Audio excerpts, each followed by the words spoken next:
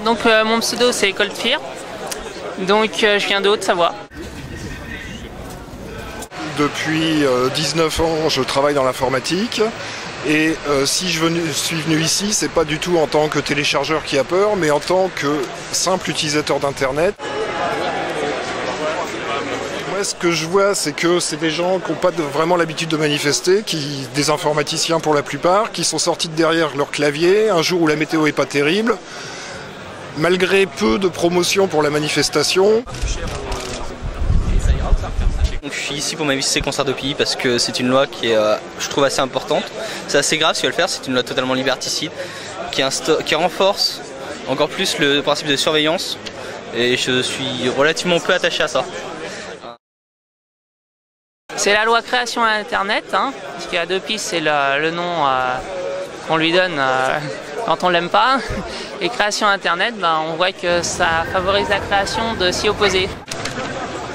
Le problème de cette loi-là, c'est que c'est pas une loi qui remet en cause le financement des artistes. Depuis qu'on peut mettre la musique en boîte et qu'on peut la vendre à la copie, le principe c'est il y a les gens qui ont le monopole de la copie et ils vous le vendent à la copie. Voilà. Aujourd'hui avec Internet, chacun peut faire des copies à l'infini, à l'identique, à un coût quasi nul.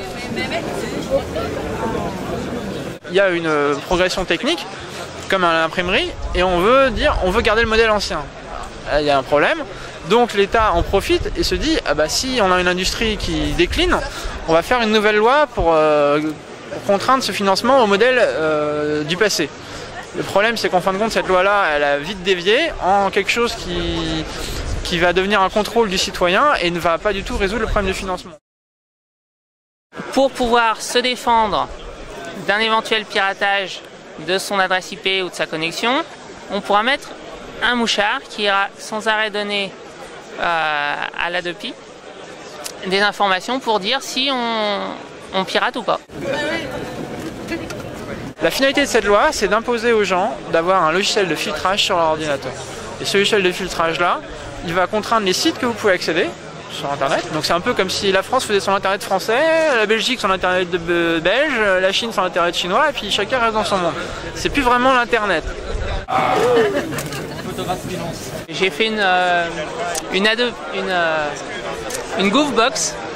D'habitude, sur une box ADSL, on a des voyants qu'on voit, tandis que là, c'est l'inverse, on a des yeux qui nous regardent. Donc, l'ADSL ça va être filtré, donc on suppose que ça peut être filtré pour les blogs. Hein. Le piratage, c'est un écran de fumée. Derrière, il y a tout plein de libertés qui sont remis en cause, des portes qui sont ouvertes vers des choses pas forcément très jolies pour les libertés. Donc voilà.